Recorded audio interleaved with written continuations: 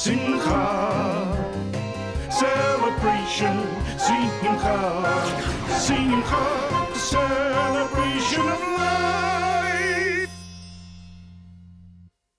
Hi from me, Jared Epstein, and welcome to Simcha, a celebration of life. In today's show, we celebrate the Jewish month of Sivan. We delve into the mysteries of dairy dishes for the festival of Shavuot, and we continue with our series of love stories from the Bible. We are entering the Hebrew month of Sivan, the third month in the Jewish calendar. This month's main event is God giving the Torah, or the Bible, to the Jews at Mount Sinai, as well as the month of the Jewish nation's liberation from Egypt.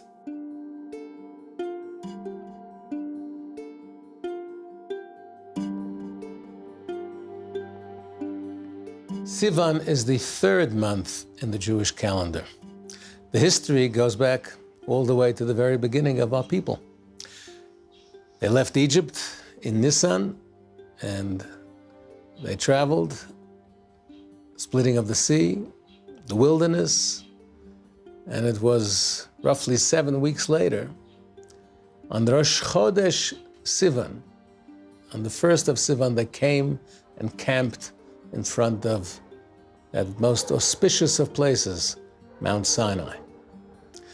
And there they were told that it's time to prepare for the most awesome event, the giving of the Torah, the giving of the law, the great revelation at Sinai, the greatest revelation of godliness, of divinity in all of history, where millions of people saw and heard the word of God from him directly. For such an awe-inspiring spiritual event, one has to prepare. You can't just walk into it.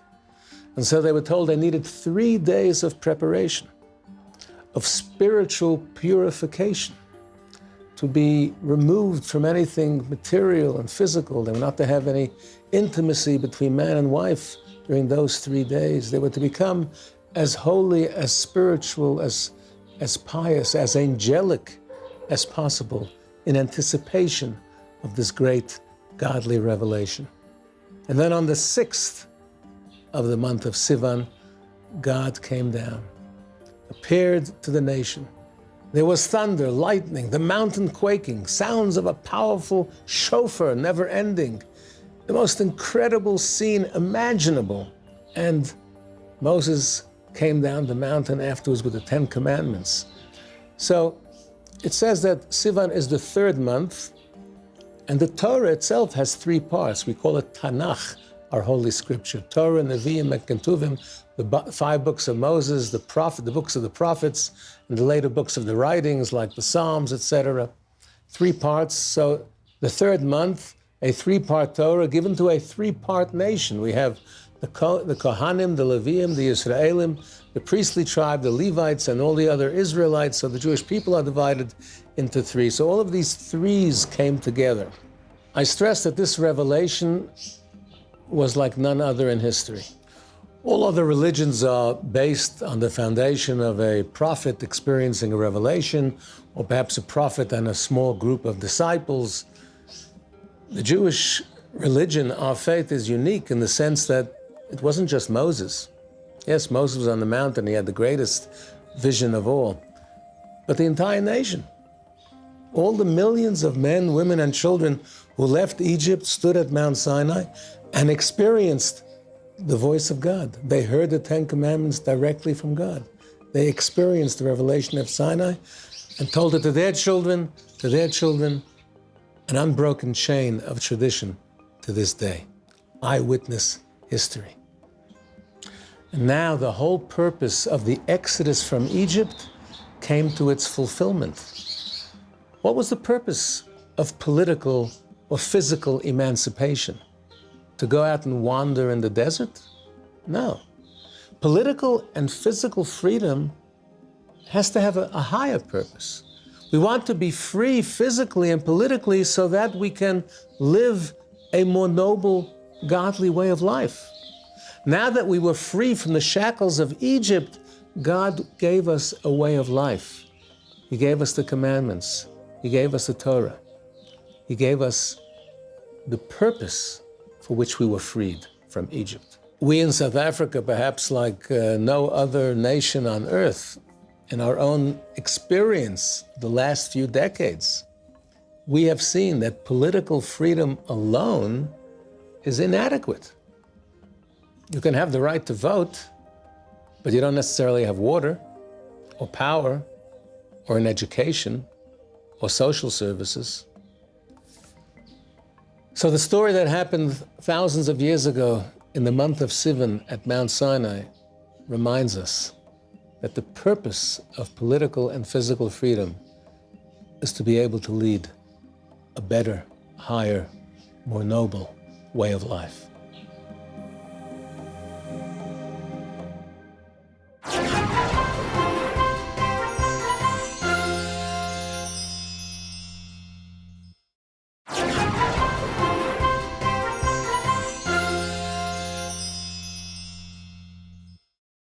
During the Jewish festival of Shavuot, which commemorates when God gifted the Torah, or the Bible, to the nation of Israel on Mount Sinai, it is customary to eat dairy foods.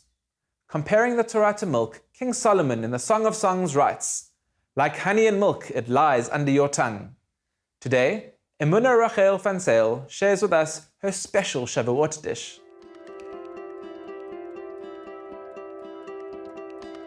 Today I'm going to make something for Shavuot. I'm going to make a bread, a sweet bread, and I'm going to put ingredients from the land for the 7 species. I'm going to work some of those ingredients into it so that we are creating our own Mount Sinai.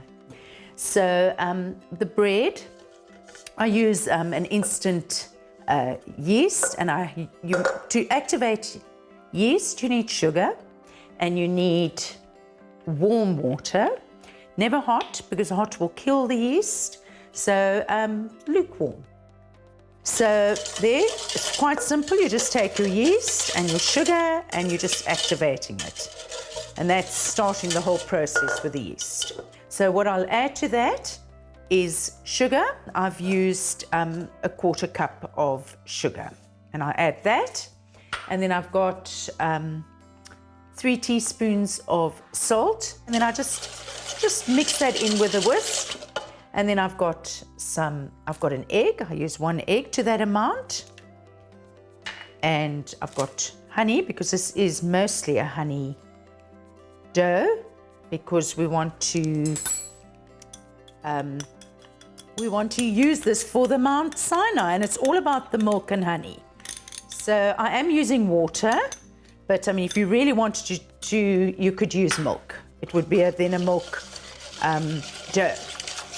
So I'm just mixing that in, and then I've got olive oil, which I'll also mix in. And there I've used approximately 10 tablespoons. There's the water, and I'm going to add, I've used probably 500 mils, between 500 and 750. And then I've got cake flour, which I've sieved, and that I'm going to add in, and I'm going to make a dough from that. I love doing breads because you start with a few ingredients and then you end up with a masterpiece. So don't be afraid to work with bread dough. So I'm going to just work my hands into that, and it does come together into a beautiful dough. Here we're making something for Shavuot. So we've gone through quite a process to get to this point. We're enslaved in Egypt, and Hashem has brought us out of Egypt, and we've spent 49 days counting the Omer for refinement and growth. And now we're coming to a point where we're going to actually create something very, very spiritual for ourselves. And when you look at the counting of the Omer, and that's why I've now chosen the specific bread to make, because I've incorporated the different species with the wheat. I haven't got, barley in this, but I've got the wheat, which is very representative of chesed, means loving kindness. It is really the thing that makes the world go round. But with without its partner in Gevurah, it can be a little wayward. So I have made a few other ingredients which I'll share with you in a little while, but barley is representative of Gevurah, which is your strength, and then comes to grapes, and which is our wine and our grape juice, which is representative of Tiferet, which is harmony. Makes complete sense because when we do the blessing on Friday night, it's with the grape, and that is a very, very balancing part and brings harmony to your table. And then we've got the figs, which I'm going to be using in the bread, and the figs are representative of Netzach, which is your endurance. You have to really work through things to endure, and especially with the bread making, you can't give up on bread at this point. You have to keep making and enduring that you're going to have a result. And I think it's the same for one's spirituality when you're growing. And then we've got the pomegranate, which is representative of Hod, which is your humility. So I'll be using a little bit of that. And also, it's also renowned for your being sincere. So that's very important. And then from there we go on to the olives, and olives on for Yesod, and that is for your foundation. And then we end up, and I'll be using some dates, and the dates are for Malchus, the kingship, and that is certainly why I'm wearing blue this evening, because it's the kingship blue. And if you look at the date palm, it's very tall, and we should always aspire to really grow within ourselves and the things that we do, and always remember that we renew and refreshed every single day that comes. So that's the bread, and I'm going to actually now roll it out for you. Depending how thick you want your dough, you can actually, and really dough doesn't mind if it has a little bit of work on it. It actually enjoys it enjoys being worked with. So there's the tahina. And as you know, it's made from sesame. It's one of the healthiest things that you can actually eat. Then what I do is I take a ready-made chalva, which is just extra sesame seeds, and I just generously put it all over the dough. Then I use a little drizzle of honey as well, just like that. So I'm going to use a little on the top as well. Okay. Then I've got my chocolate. And the chocolate are just, they're discs, and I'm just breaking them over. And then I've got figs. These are preserved figs. You could use fresh figs as well. And then I'm going to use the dates. And these are the Majul dates. So they're magnificent. And if you like, you can put a little bit of pomegranate into it. So it's actually, for me, food has to visually look the part, even before it's baked. So, this is also part of your soul when you're creating something. So I just roll it in, roll it in, roll it in.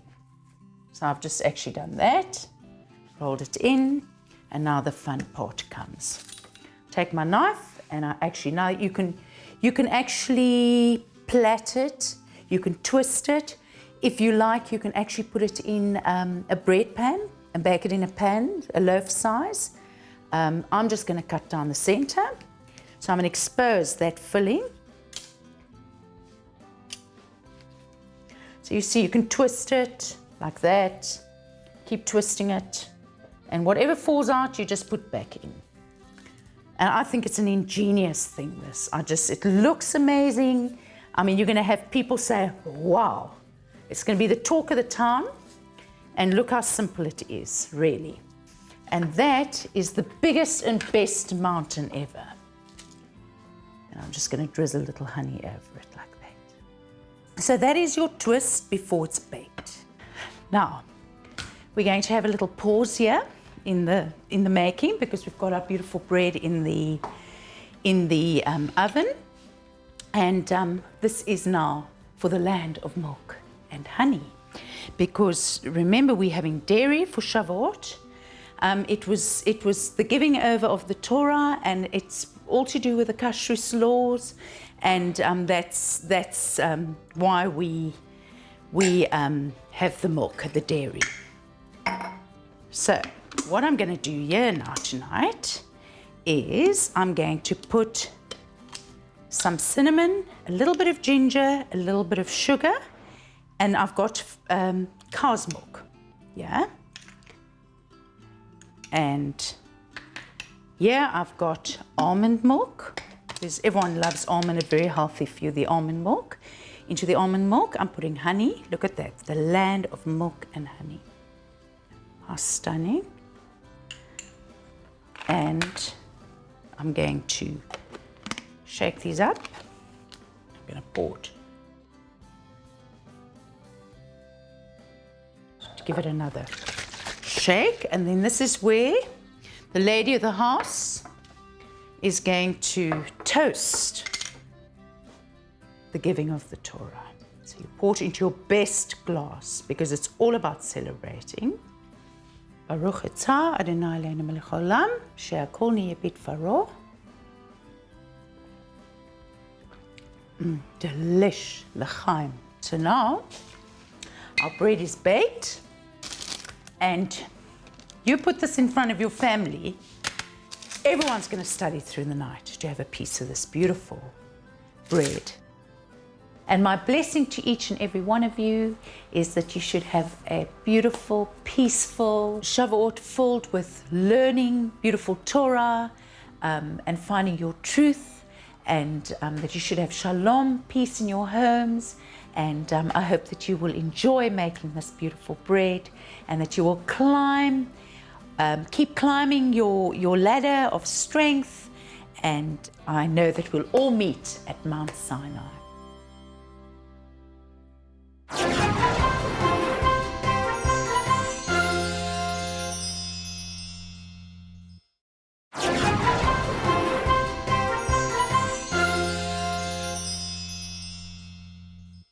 In our last episode of Love Stories from the Bible, we learnt about the relationship between Jacob and Rachel.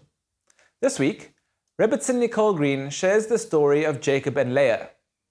Rachel and Leah were both married to Jacob, and they together mothered the Jewish nation.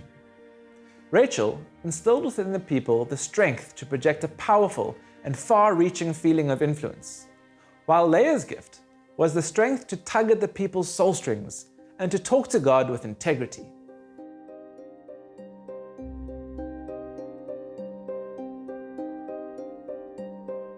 Leah is given to Jacob in lieu of Rachel.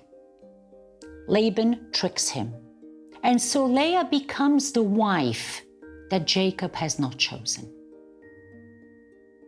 but who is nevertheless happy to be married to him rather than to be married to his brother Esau, who had become quite corrupt and who she didn't look forward to being married to. This was sort of the plan at the time. She is the hated wife, or the less liked wife.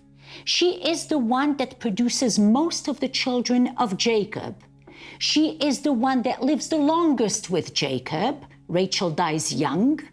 She is the one that is buried with him in the cave of Machpelah. And yet, throughout all the relationship, which we know very little about, we, however, understand her yearning to want to come close to him. So with the first son that she bears for him, she calls him Reuven. Reuven means, see, a son. Maybe my husband would love me. The second son is Shimon. Shema, to hear. God has heard my suffering.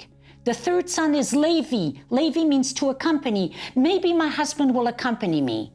The fourth son is Yehuda.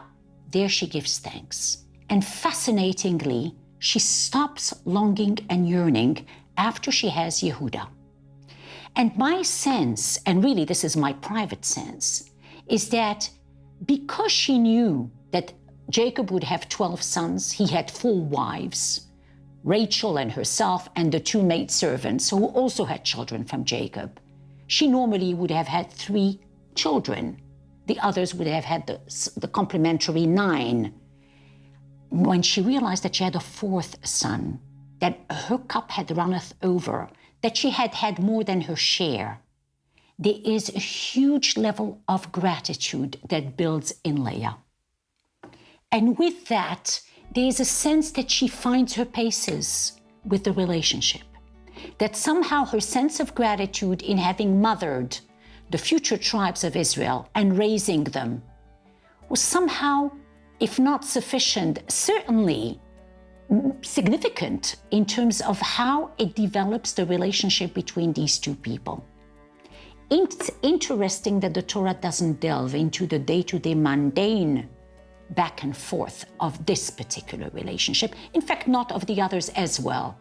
And I think here what we can appreciate is that what happens between husband and wife in Judaism is supremely private. There's privacy that surrounds all of their intimate encounters. There's privacy that surrounds all of their give and take on a physical level. It's not for others to witness. It's not for others to build any sort of judgment on. It's done in an utmost private way. Aside from the fact that the Torah tells us what it needs to tell us in order that we should learn. What do we learn from this? What do we learn from this very complex relationship of a woman that's quote unquote unloved, if not hated, who continues in this marriage and who finds purpose in something greater than just the relationship itself? It tells us miles about marriage. It tells us miles about finding what's significant in the marriage and tapping onto that, choosing what's significant and tapping onto that, and finding that nurturing enough to continue in the relationship, so much so that ultimately they both live long and fruitful lives and are buried together in the cave of Machpelah. I came across this expression and I thought it was relevant for some reason, so much so that I remembered it. I read, love is not looking in each other's eyes, it's looking together in the same direction. It made a huge impression on me because early on, there was truly a sense that there's something greater than the sum of who we are. That if it's just about me and you only, it's not sufficient. We need to have something to aim for, something to work for, something to look forward to, something to tap into that's greater than the sum of us.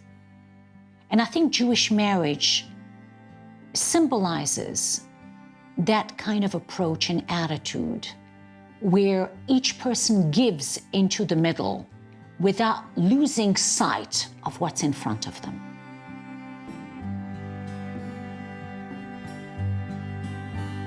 That brings us to the end of this week's episode of Simcha, a celebration of life. As always, we'd love to hear from you, so please send us a Facebook message at Spirit Sister Productions.